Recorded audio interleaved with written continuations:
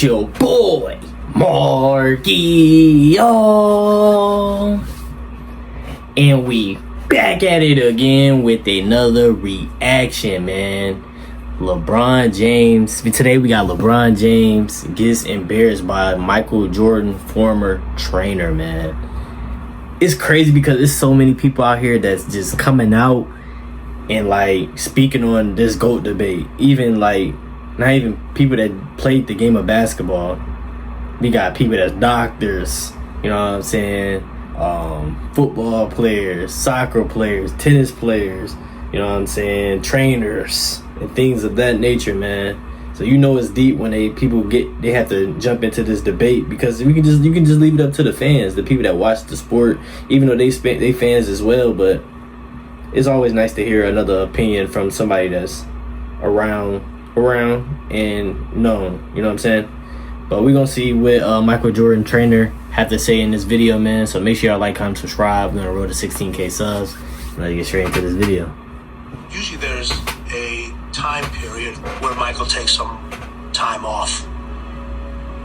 The night they lost to Orlando, I said, Michael, you know, I'm about to get out of here. Let me know when you want me to see you. Because I'll see you tomorrow. Michael had an obligation to himself, the fans, his teammates, the organization, his family, everybody. He said, if you're going to sit down and take 3 hours out of your day to watch me on TV, I have an obligation to give you my best. Wow, that's beautiful. That's beautiful. Give you my best all the time. Damn, Some would say the greatest trainer in NBA history was Tim Grover. As Grover back in the day, he was kind of the OG player trainer, the top tier, and the go-to guy for the best players in the world. And it is pretty well documented Tim Grover is a big Michael Jordan fan and a big supporter of his. Now, even with that being the case, Tim Grover having his own biases, what he said about LeBron James versus Jordan still caught me off guard. And I'm not going to say Grover directly speaks for Jordan, but I think if Jordan ever debated him versus LeBron James, what Tim Grover says in this clip will be very, very similar to what Jordan thinks. He's asking between MJ and LeBron.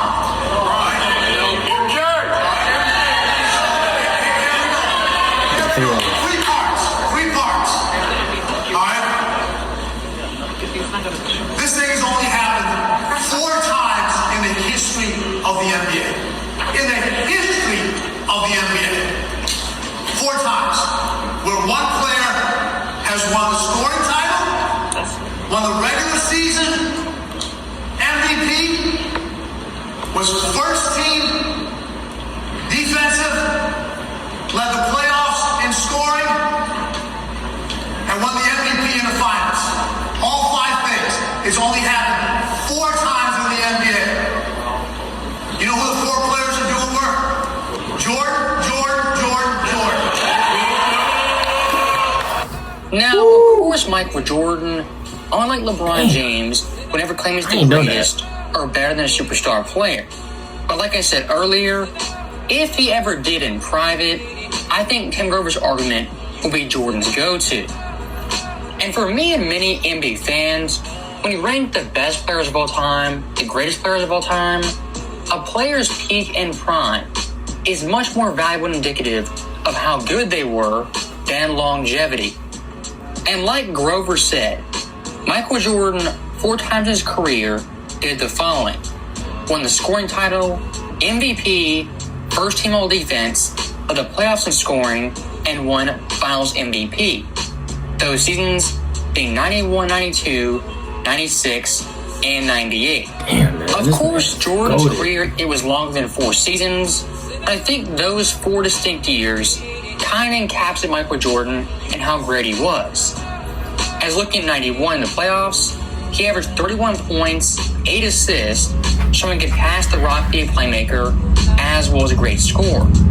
92 averaged 35 points per game, shot 38% from deep, and the finals went off versus Drexler. That year, of course, showing he could shoot the three if he chose to. 96, that was Jordan's revenge season, going 72-10, winning the championship in dominant fashion, and getting ring number 4. And last but not least, you have 98, debatably Jordan's best and most impressive championship, as that Bulls team was heavily depleted, running on fumes, and the oldest champion in NBA history. From a legacy perspective, those 4 championships are closest thing you'll find to perfection.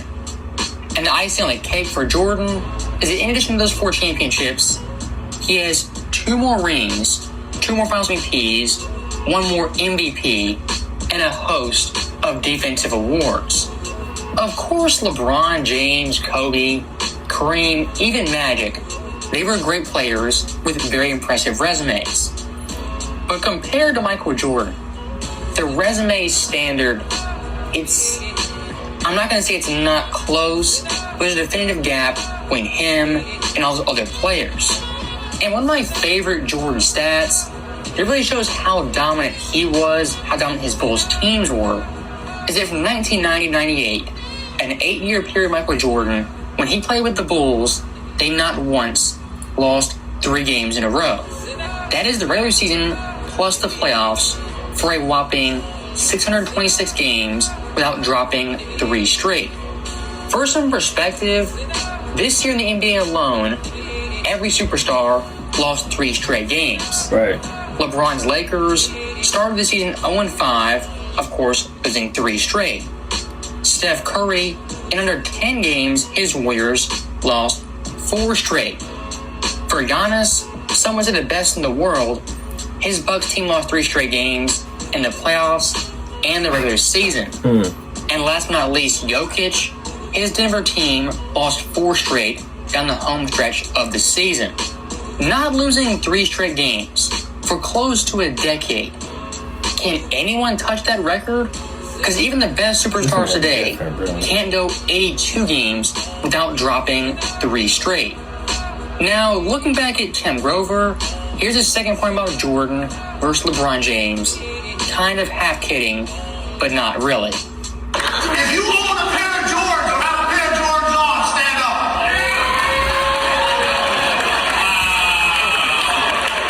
Wow. As we turn around, you're wearing a pair of LeBron. People sit down. If you have a pair of LeBrons on, stand up.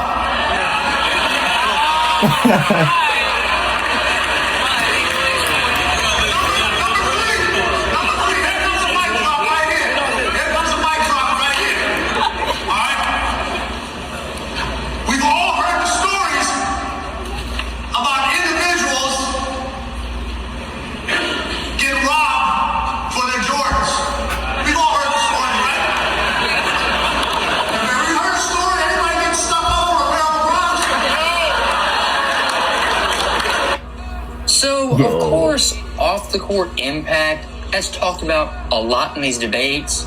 And for me personally, I value it a little bit, but I think on-the-court play, on-the-court hardware matters infinitely more.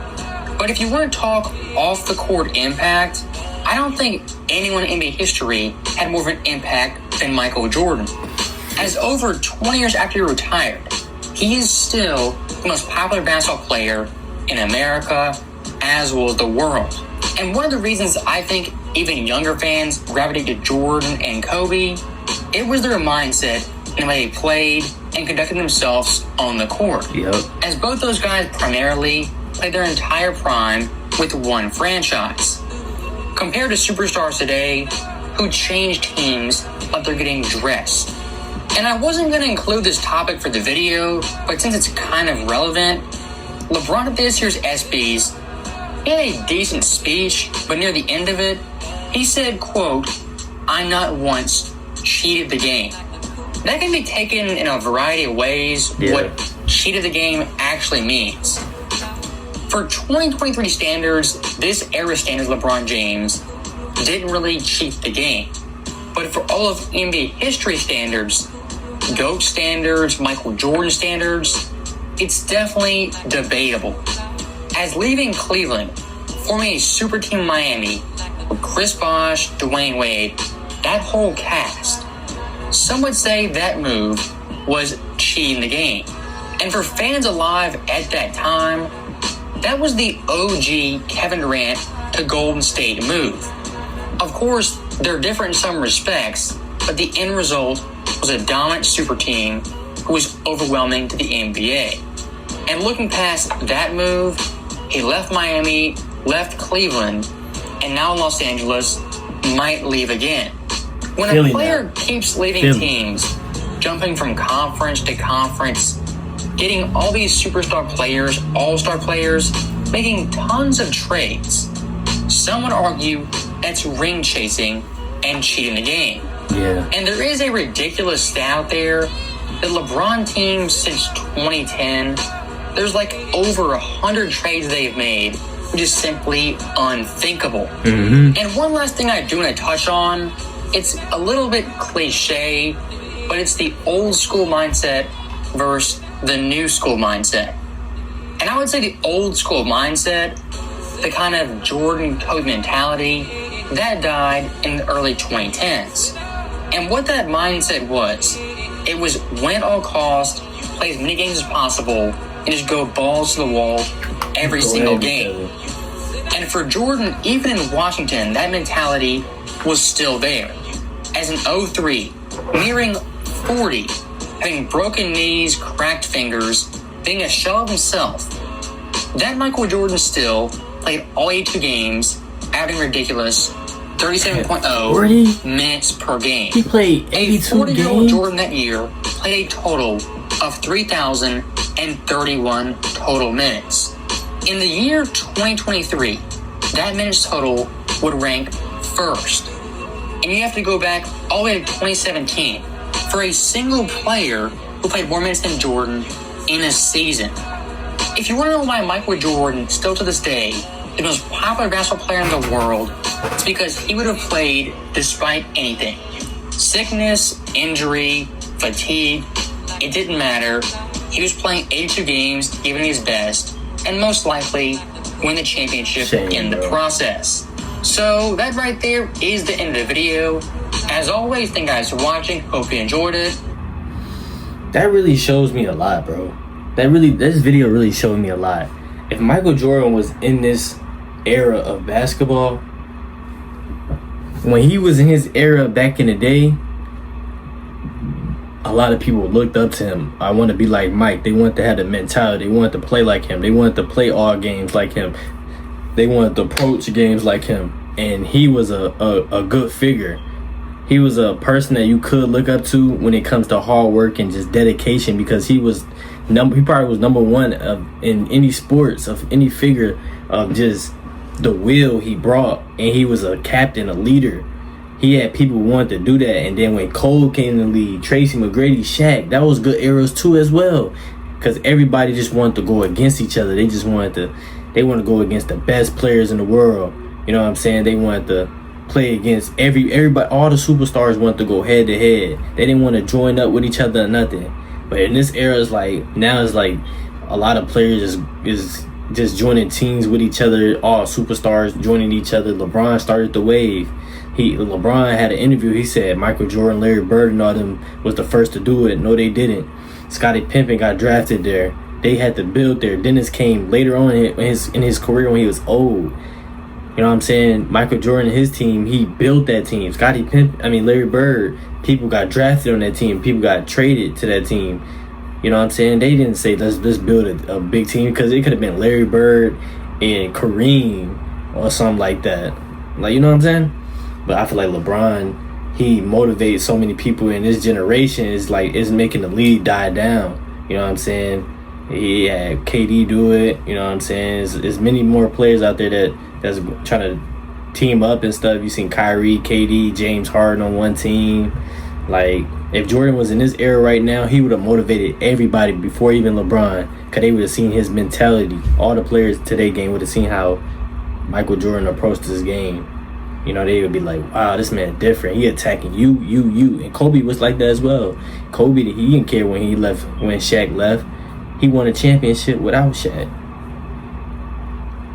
You know what I'm saying? But Hopefully things start to change soon, but I don't know. It's league going downhill a little bit. But y'all let me know in the comments how y'all feel about everything. And Michael Jordan, former trainer, was right too, bro. Like, I got so many pairs of Jordans. I probably owned one LeBron probably when I was like a kid. I don't even think I had LeBrons. I maybe had one pair, but I got so many Jordans in my closet. I might even show y'all in one of these videos all my J's, straight J's. But I love y'all, man. Hopefully y'all having a wonderful day, man. And I'm gonna see y'all in the next video. I'm out.